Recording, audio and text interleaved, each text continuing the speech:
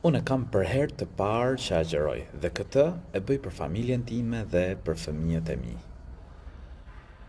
Atëherë, e lutë Zotin e qetësisë që të ta mundësoj të arrish shpërblimin e agjerimit, të arrish shpërblimin e vërtet të agjerimit.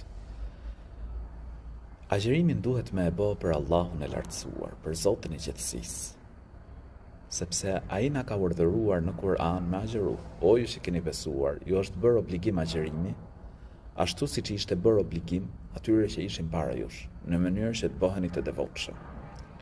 Ne agjerojmë për Zotin e qetësisë, dhe Allahu i lartësuar është ai që shpërblen për agjerimin. Zoti i qetësisë është ai që ta ruan familjen, është ai që t'jep mirësi, t'jep begati. Dhe unë të këshilloj që gjatë agjerimit, agjeruesi ka i lutje të pranuar. Lute Zotin e qetësisë për familjen tënde. Lute Zotin e qetësisë për fëmijët e tu. Lute Allahun e lartësuar që të t'jap mirësi në këtë botë dhe mirësi në botën tjetër.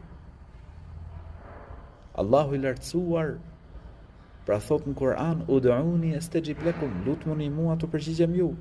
Në momentin kur ti çelësh iftarin, bë lutje, sepse është kohë ku shpresohet pranohet lutja, sepse vjen në një hadith që 3 lutja nuk refuzohen.